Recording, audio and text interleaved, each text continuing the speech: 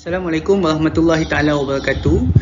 Untuk video pembelajaran pada hari ini, dia adalah satu video flip classroom, iaitu video yang cikgu sediakan untuk membantu pada sesi PDPR kita pada hari Khamis nanti.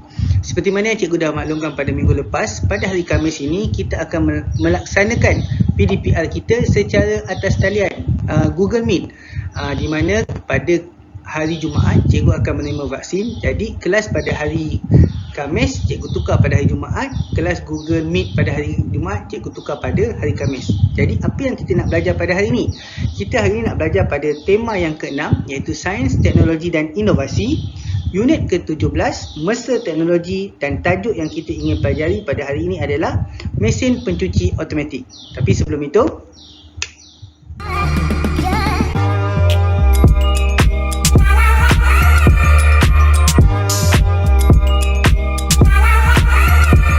baik, apa objektif yang kita ingin capai pada hari ini? Yang pertama, anda semua akan belajar untuk mengedit dan memunikan penggunaan kata dan struktur ayat.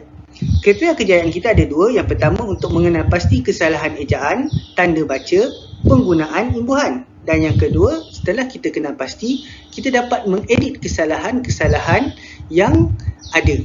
Pembelajaran pada hari ini sangat menarik kerana ini adalah pembelajaran yang kita boleh aplikasikan di dalam kehidupan seharian kita, di dalam latihan-latihan yang banyak kita lakukan, yang banyak telah kita berikan, di mana saya seringkali menegur tentang kesalahan ejaan, tentang kesalahan tanda baca dan juga struktur ayat. Kalau anda lihat di dalam latihan-latihan sebelum ini, saya selalu memberikan komentar tentang struktur ayat yang sila baiki struktur ayat yang tidak gramatis, bermaksud ada masalah ayat tunggang langgang, ayat perkataan itu sepatutnya diletakkan di hadapan tetapi perlu diletakkan di belakang, anda letakkan di hadapan. Jadi hari ini kita akan belajar bagaimana untuk membina ayat dengan baik dan gramatis. Tetapi untuk hari ini, video hari ini adalah sekadar untuk spark sahaja apa yang akan kita pelajari pada hari Khamis nanti. Baik, seterusnya untuk memudahkan anda, yang kedua. Okey, dalam perenggan kedua ada beberapa kesalahan seperti oleh itu, sebuah peranan, faktor dan kesalahan struktur ayat iaitu produk berinovasi, mesin pencuci pinggan mangkuk ialah tersebut. Anda kena baiki setiap kesalahan-kesalahan ini dengan memasukkan perkataan yang betul. Nak baiki dia macam mana? Nak baiki dia senang saja, tidak ada masalah. Anda hanya perlu mencatat saja di dalam buku catatan anda apakah cadangan-cadangan jawapan yang betul, yang anda fikirkan tepat. Mungkin anda dah tengok, anda dah cari jawapan di dalam mana-mana maklumat, mungkin di Google, di YouTube dan sebagainya. Anda merasakan inilah jawapan yang tepat. Jadi, oleh kerana contohnya oleh itu salah, jadi apa jawapan yang betul? Sebuah itu salah, apa jawapan yang betul? Peranan itu salah, apa jawapan yang betul? Produk berinovasi, mesin pencuci pinggan mangkuk ialah tersebut, itu struktur ayat yang salah. Jadi apa struktur ayat yang betul? Maka anda hanya perlu mencatat sahaja jawapan-jawapan tersebut di dalam buku catatan dan kita akan bincangkan di dalam kelas pada hari Khamis nanti. Membuat persediaan, saya minta anda untuk membuka buku teks, muka surat 135, iaitu tentang mesin pencuci pinggan mangkuk. Saya rasa dekat rumah kita jaranglah ada mesin ni. Sebab mesin pencuci pinggan mangkuk kita di rumah ialah anda sendiri, di mana anda kena makan dan anda kena basuh pinggan mangkuk anda sendiri. Tapi bagi kedai-kedai atau restoran-restoran, hotel-hotel yang besar-besar, mereka mempunyai mesin pencuci pinggan mangkuk mereka sendiri. Jadi kita nak ketahui apakah itu mesin pinggan mangkuk berdasarkan teks pada muka surat 135 pada hari ini.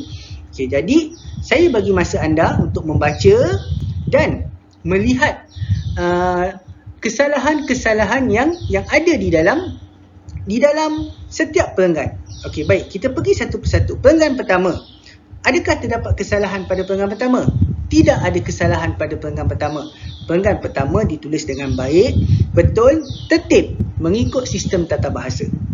Kita beralih kepada perenggan ketiga juga. Saya telah senaraikan kesalahan-kesalahan di dalam perenggan ketiga seperti perkataan menggosok, bijaknya dan ayat dirak anti karat, perkakasan kotor yang disusun elok dengan mesin ini. Ini ada masalah ayat di sini yang perlu dicadangkan pembetulan ayat yang lebih baik dan gramatis.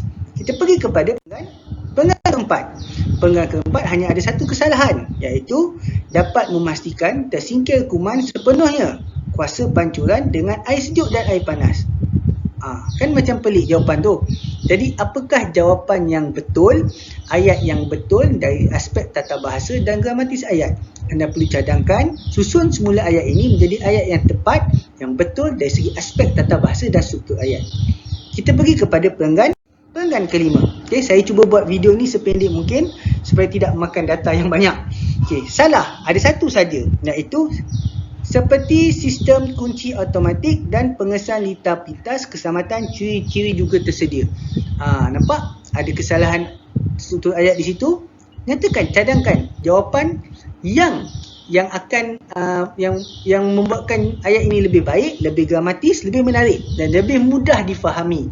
Okey, seperti saya katakan tadi, anda hanya perlu mencatatkan sahaja